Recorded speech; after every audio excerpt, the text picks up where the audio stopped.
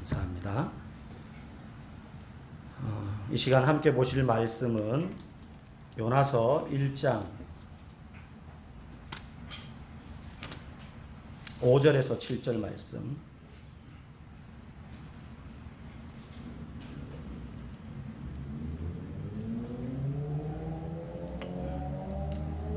구약성경 1287페이지 요나서 1장 5절에서 7절.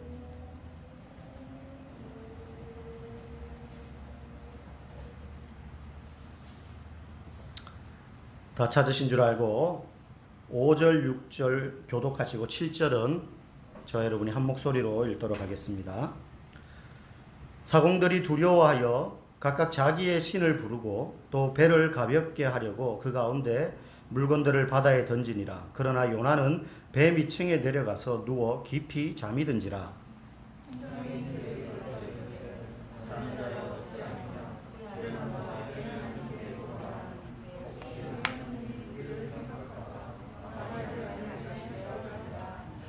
그들이 서로 이르되 자 우리가 제비를 뽑아 이 재앙이 누구로 말미암아 우리에게 임하였나 알아보자 하고 그 제비를 뽑으니 제비가 요나에게 뽑힌지라. 아멘. 오늘 요나서 계속 보고 있는데 네 번째 시간입니다. 두 번째 이제 로마서를 통해서 또 요나서를 봤고요. 오늘 요나서 네 번째 시간입니다. 함께 나눌 말씀의 제목은 세상이 교회를 꾸짖다입니다. 세상이 교회를 꾸짖다. 요나서는 총 4장으로 구성되어 있는데 이야기의 구조는 간단합니다. 요나가 니느웨로 가서 복음을 전하는, 말씀을 전하는 과정을 그리고 있습니다. 말씀을 전했더니 그 다음 어떻게 되었다. 뭐 회개했지만 하나님이 그 성을 어떻게 하셨는지, 그 다음 요나와 하나님의 관계가 어떻게 됐는지 나오지 않습니다. 근데 요나서에서 우리가 주목해 볼게요. 오늘 본문을 통해서 살펴볼 텐데 요나가 니느웨에 가기 전까지 그 여정에서 만나는 두 부류의 사람들이 있습니다. 한 부류는 니느웨 성 사람들입니다. 거기 가서 복음을 전하면서 그 사람들을 만나죠. 악한 도시 니느웨. 그리고 또 한 부류의 사람들이 오늘 본문에 등장하는 벳사람들입니다. 사공들. 요나가 지금 배에 왜 올라탔습니까? 니느웨 가서 회개 메시지를 전하라는 하나님의 말씀을 어기고 도망가기 위해서 욥바라는 항구에 가서 다시스라는 곳으로 향하는 배를 탄 거예요. 그래서 지금 배가 출발해서 가는 중입니다. 그러니까 그 배에는 그 배를 운행하는 사공들이 있겠죠.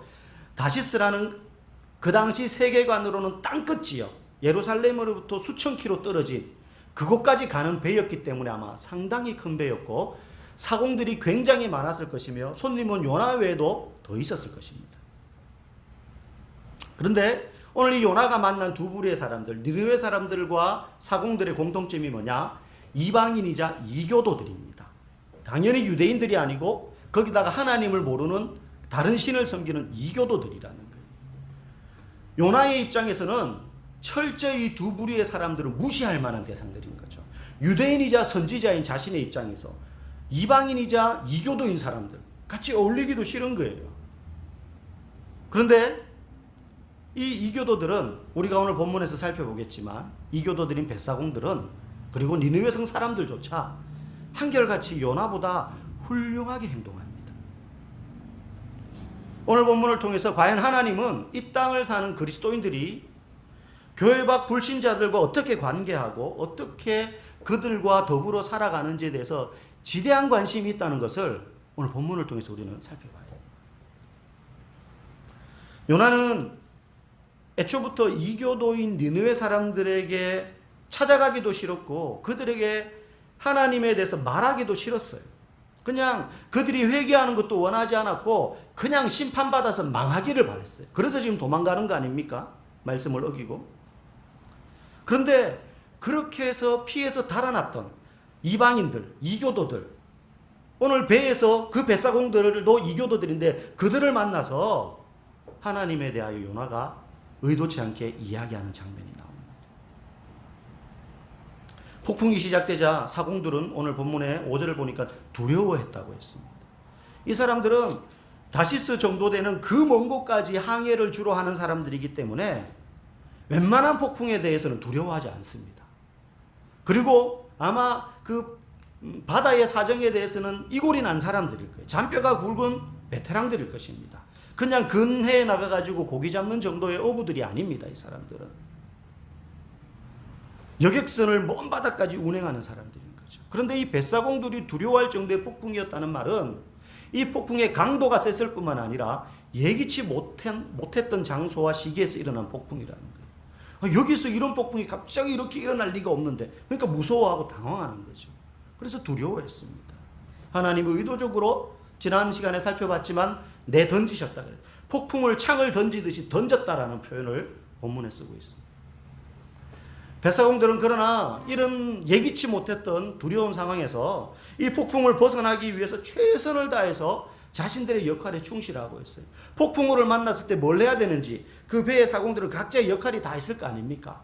뭐 물건을 묶고, 그리고 던져도 되는 물건들을 구분해서 던지고, 사람들을 대피시키고, 닷줄을 깍깍 졸라매고, 뭐 돛을 다시 내리고, 뭐 이런 여러 가지 각자의 역할에 따라서 이 폭풍의 위기를 벗어나기 위해서 정말 열심히 배 위에서 지금 고군분투하고 있어요. 그런데 오늘 본문의 요나는 뭐 하고 있습니까? 배 밑에서 잠자고 있어요. 어떻게 그 상황에서 요나는 자고 있을 수 있을까요? 지금 요나의 마음의 상태는 자신의 처지, 즉 하나님께서 말씀하셨지만 도저히 받아들일 수 없는 저 원수의 나라 니느웨 사람들에게 가서 회개의 메시지를 전해라 라는 이 말씀을 도저히 받아들일 수 없었어요. 그 명령 앞에 분노하고 슬퍼했어요. 그 마음이 한켠에 있고, 그래서 불순종해서 하나님에게서 도망가는 중이지만 한편으로는 또 불안한 마음이 있는 거예요. 선지자니까, 내가 그래도 명색이 선지자인데 하나님의 말씀을 어기고 이렇게 도망가는 게 뭔가 찜찜한 거죠. 네. 그런 거 있잖아요. 신앙생활 오래 하신 분들은 뭔가 나쁜 짓 하나 하고 나면 괜히 찜찜합니다. 괜히 찜찜합니다. 목사는 더 하겠죠. 뭐 좀 잘못했거나 실수하면 하나님 앞에 죄 지은 것 같고 그런 마음이 들게 마련이니까 요나도 그런 마음도 또 한편에 있는 거예요. 그러나 어쨌든 요나는 지금 자신의 그런 문제에만 빠져 깊숙이 잠들어 있지만 뱃사람들은 지금 배 위에서 배에 탄 모든 사람들의 구원을 위해서 열심히 지금 뛰어다니고 일하고 있어요. 다시 말하면 공공의 선을 추구하기 위해서 뱃사람들은 뛰어다니고 요나는 자기 문제에만 빠져서 지금 그 위기 상황도 못 느낀 채 잠자고 있다는 거예요. 오늘 성경은 이 뱃사공들의 모습과 요나의 모습을 계속해서 비교해서 보여줍니다. 이 뱃사공들은 이 위기 앞에 자신들의 힘으로 어떻게 해보더라도 잘 되지 않아요. 그래서 자기들의 신들을 막 부르면서 기도합니다. 그런데 요나는 하나님께 기도하고 있지 않아요. 이들은 이 폭풍이 평범한 자연재해가 아니라는 것을 느꼈어요. 왜냐하면 그곳을 여러 번 다니고 또 아주 그냥 노련한 뱃사공들이기 때문입니다. 이건 평범한 자연재해가 아니라 아주 기이하고 특별한 현상이다. 이걸 감지할 만큼 이들은 영적으로 깨어 있었어요. 그래서 자신들의 신들에게 막 기도한 거예요. 그래서 결국 이들은 이 폭풍이 평범한 자연재해가 아니라 신이 일으킨 것이 분명하고, 신이 노하여서 이런 폭풍을 일으키셨다면 분명히 우리 가운데 누군가의 죄 때문에 발생한 것일 가능성이 크다는 결론을 내립니다. 그래서 그들은 요나를 깨워서 6절에 보니까 뭐라고 말합니까? 네 하나님께 구하라. 요나에게. 요나가 누군지 몰라요. 선지자인지 몰라요. 그러나 그의 행색이나 말투를 봐서는 유대인이겠거니 짐작을 한 거죠. 네 하나님께 구하라. 어쩌면 뭐 여호와인지는 모르겠지만 너도 네가 섬기는 신에게 구하라. 이렇게 말했을 수도 있어요. 웃기지 않습니까? 하나님을 알지도 못하는 이방인들이 요나에게 네 하나님께 구하라, 기도해라. 근데 요나는 정작 하나님을 그 순간 찾지 않았어요. 요나는 영적 감각조차도 마비되어 있었어요. 여기서 이 뱃사공, 이 한 6절의 말씀, 일어나서 네 하나님께 구하라, 일어나서 구하라. 이 단어는요, 1장 2절에 보면, 우리 2절 같이 한번 읽어볼까요? 너는 일어나 저 큰 성읍 니느웨로 가서 그것을 향하여 외치라. 예. 너는 일어나 외치라.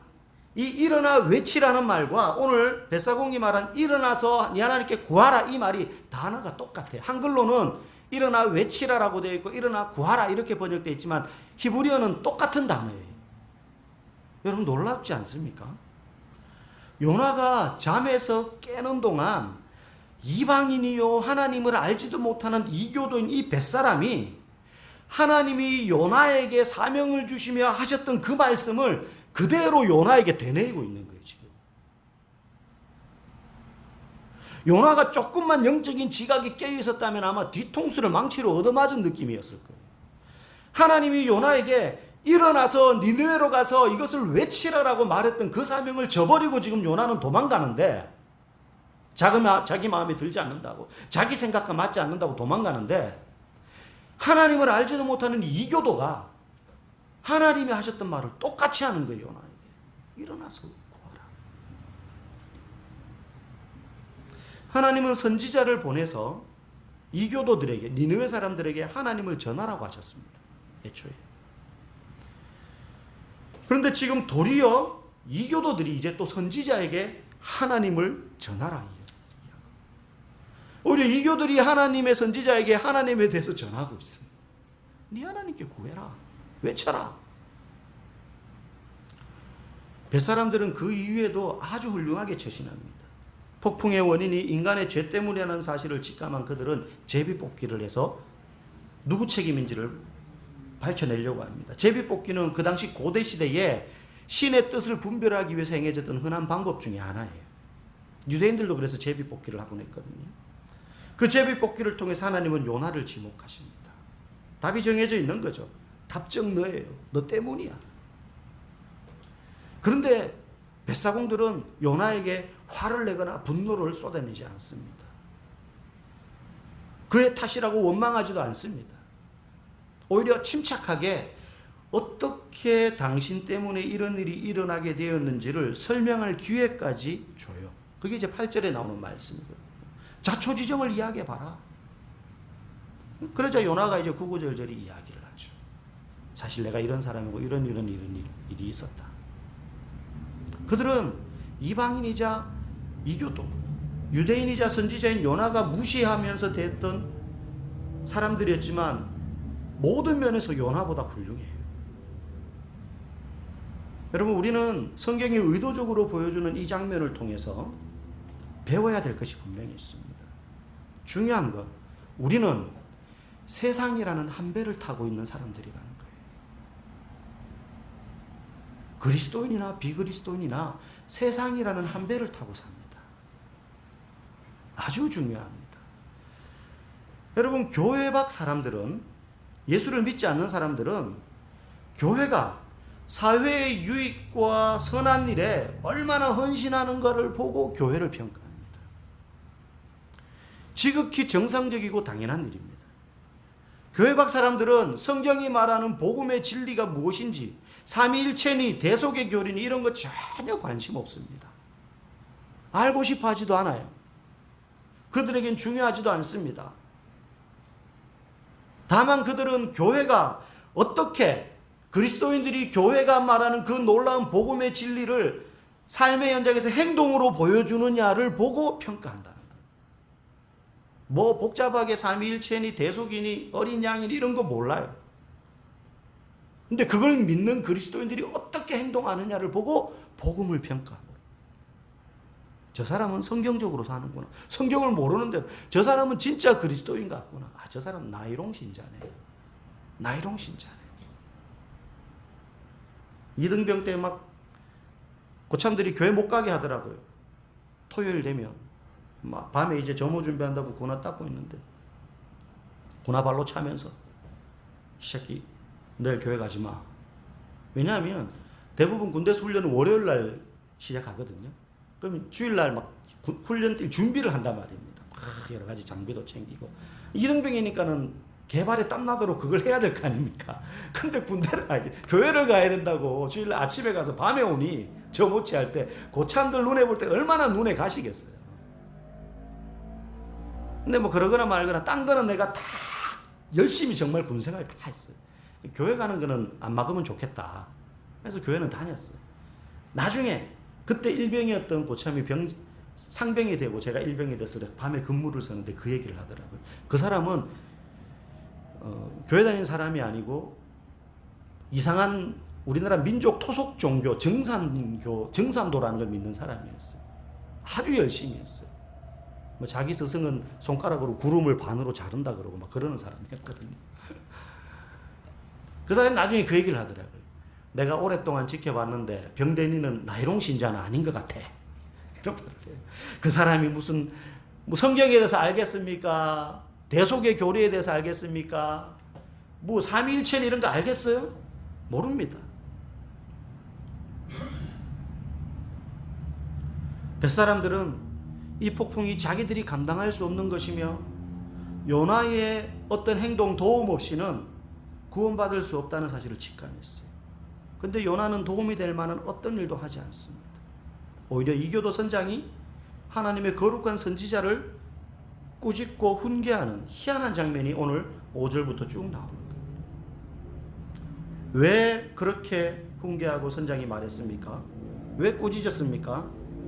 요나가 공공의 선, 공동체의 이익에 그 한 배에 타고 있는데도 그 배에 타고 있는 다른 사람들에게는 아무런 관심이 없었기 때문에. 선장이 말한 6절 말씀을 오늘식으로 바꾸면 이런 거예요. 우리가 오늘 죽게 된 것이 안 보이느냐? 왜 우리의 어려움에 그렇게 무관심하냐? 내가 보니 당신은 예수 믿는 사람인데 어째서 자기 일에만 관심이 있고 당신의 믿음을, 그 신앙을 공공의 유익과 선을 위해서 사용하지 않느냐? 적어도 선장은 알고 있었어요. 신앙은 없었을지 몰라도 그리스도인이나 비그리스도인이나 세상이라는 한 배를 타고 있다는 사실을 요나는 모르고 있었어요. 세상이라는 같은 배에 폭풍이라는 동일한 위기를 맞고 있는데도 불구하고 요나는 모르고 있었어요. 여러분, 오늘날 우리가 살아가는 시대에도 범죄나 물 부족이나 지구온난화나 지금 우리가 겪고 있는 코로나 같은 위기는 그리스도인이나 비그리스도인이나 똑같이 겪고 있는 위기. 여러분, 우리는 지금 코로나 이러고 있는데요. 유럽 사람들은 지금 설문조사를 하면 일본으로 나오는 우리 시대의 가장 큰 걱정과 문제, 해결해야 될 위기가 뭐라고 생각하십니까 하면요. 기후위기, 지구온난화. 그리고 두 번째가 코로나예요. 이 문제들은요, 그리스도인이나 비그리스도인이나 이 세상이라는 배를 타고 가고 있는 우리 모두가 똑같이 겪는 일들이에요. 여러분, 아프가니스탄 사태를 보면서 탈레반이라는 극단적인 이슬람주의자들, 그 수니파들이 다시 정권을 잡았습니다. 모든 외국인들, 공관 사람들, 대사관 사람들 다 철수했습니다. 그런데요, 그곳에 남겨진 사람들이 있습니다. 바로 아프간 그리스도인들입니다. 떠나고 싶어도 떠나지 못해요. 그곳에서 선교를 하던 많은 선교사님들이 본국에 돌아와가지고 막 보고를 합니다. 자기들이 그곳에서 탈출 직전까지 보고 들은 것. 그리고 탈출한 직후에 그곳에 있는 현지인 사역자들, 아프간 그리스도인들 사역자들 통해서 들은 소식들. 그걸 막 자기들이 파송되었던 선교단체에 막 이야기를 해요. 뉴스에는 그런 거 보도 안 되죠. 탈레반이 정권을 잡았고 뭐 CNN 인터뷰하고 이런 것만 나오죠. 이제 뭐 민주적으로 여성들의 취업도 허용하고 뭐 학업도 공부 배우는 것도 허용하고 하겠다 하는데 겉으로 보이는 건 그런 거고 보도되지 않는 그곳에 남겨진 그리스도인들, 현지인들, 그들이 지금 어떤 극악한 상황에 처해 있는지. 그리스도인이라는 게 밝혀지면 그 자리에서 그냥 총살해. 그 자리에서 실시간부로 죽어가고 있어요. 그리고 그 사람들보다 훨씬 더 많은 아프가니스탄 사람들 지금 한 배를 타고 있는 겁니다. 한 배를 타고 있는 겁니다. 요나가 달아난 이유는요, 이방인들이 잘 되는 걸 원하지 않았기 때문입니다. 느느웨 사람들은 벼락 맞아서 하나님의 심판으로 다 죽어 마땅한 사람들이라고 생각했기 때문이에요. 저것들은 회개의 기회를 얻어가지고 하나님 그 회개하지 않음으로 받아야 될 벌을 피할 자격이 없어. 다 죽어야 돼. 지옥 갈 인생들이라고 생각했기 때문이에요. 오늘날에도 세상 사람들을 바라보면서 그렇게 생각하는 그리스도인들이 있습니다. 지옥의 땔감들. 그는 택한 백성 신자들을 위해서만 살고 싶었어요. 그러나 하나님은 이 요나서를 통해서 요나에게 자신을 모든 사람의 하나님이라고 드러내고 계십니다. 나는 유대인만의 하나님이 아니다. 나는 너희들만의 하나님이 아니다. 나는 온 세상 사람들의 하나님이다. 나는 너희들만 사랑하는 게 아니다. 이 땅에 숨을 쉬고 살아가는 모든 사람들을 내가 사랑한다. 그들 중에 한 사람이라도 더 돌아오기를 나는 바라고 있다. 요나는 자신이 그리스도인 신앙 공동체의 일원일 뿐만 아니라 세상 공동체의 일원이라는 사실을 깨달았어야 해요. 세상의 문제는 교회가 가져야 될 공동체의 문제예요. 질병과 사고, 불법과 무질서, 가난과 폭력으로 인한 사회 문제들이 교회가 관심 기울여야 될 문제들입니다. 여러분, 예수님도요, 마태복음 5장 16절에 세상이 너희들의 선행을 보고 하나님께 영광을 돌릴 거라고 말씀하셨어요. 우리가 입으로 아무리 성경적인 말씀을 한다 하더라도 내 삶이 그걸 뒷받침하지 않으면 그들은 하나님을 발견하지 못합니다. 우리가 세상의 공공유익과 선을 위해서 제대로 살지 않으면 세상은 주님이 누군지 볼 수가 없을 것입니다. 여러분, 우리는 지켜보는 세상 앞에 서 있는 교회예요. 안 보는 것 같죠? 아마 여러분들은 알 겁니다. 한두 번 이상은 그런 경험이 있을 거예요. 내가 그리스도인이라는 사실에 대하여서 언급하는 내 주변에 있는 불신자들. 너 교회 다닌다면서? 이사장님 교회 다닌다면서요? 그 말 뒤에 무슨 말이 나올지가 여러분 두려워야 됩니다. 지켜보는 세상 앞에 서 있는 교회들입니다. 우리 한 사람 한 사람. 교회가 눈에 보이는 행동으로 사랑을 드러내지 않는다면 세상의 비판을 받는 것이 그래서 마땅합니다. 이 이교도 선장에게는 주위 사람들의 문제에는 무관심하고 그들을 위해서 아무것도 하지 않으면서 자신의 문제에만 빠져있는 요나를 꾸짖을 권리가 있었어요. 여러분, 믿음이 없다고 하나님을 모른다고 그들의 정당한 의견을 무시해서는 안 됩니다. 지금 요나의 처지는요, 그런 거예요. 우리 동네에 큰 홍수가 나가지고 온 동네 사람들이 지금 떠내려가고 그러고 있는데 목사인 제가 우리 식구만 살겠다고 딴 사람들 내팽개치고 내 가족만 데리고 옥상에 올라가서 헬기 기다리고 있는 거랑 똑같아. 근데 그 사람들이 내가 그 아파트 동대표이자 반장이며 말레센 동산계 목사라는 걸 알고 있는 상황인 거죠. 그럼 그들이 뭘 보겠습니까? 요나는 공공선에는 아무 관심이 없고 주위의 불신자들을 전혀 존중하지 않은 채 자신의 문제에만 빠져서 잠자고 있어요. 저는 이게 오늘날 한국 교회의 문제 중에 핵심이라고 생각합니다. 기도가 부족해서가 문제가 아닙니다. 한국 교회가. 선교에 대한 열정이 부족해서가 아닙니다. 세상과 한 배를 타고 있다는 인식이 부족해서 문제예요. 5절에는요. 헐벗고 굶주린 누군가를 너가 보고도 그들의 실제적인 필요를 채워주지 않고 추워? 옷 따뜻하게 입어. 더워? 에어컨 바람 쐬. 그렇게 말만 하는 그 사람의 믿음은 죽은 믿음, 즉 가짜 믿음이라고 말하고 있어요. 그 사람에게 옷을 갖다 줘야죠.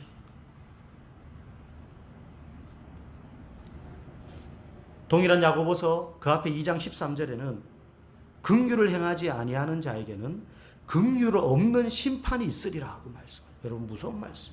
그리스도인에게 주어지는 말씀입니다. 긍휼을 행하지 아니하는 자에게는 긍휼 없는, 요즘 좀 우스개 말하면 얄짤 없는 심판이 있을 거다. 봐주는 거 없다. 이런 뜻이. 여러분, 믿음 생활 잘한다는 것은 신앙적인 행동만을 잘하는 것이 아닙니다.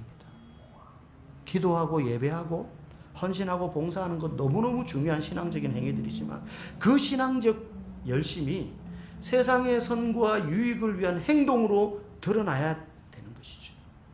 그때 복음이 천마디 말보다 한마디 사랑으로 전해지는 것입니다.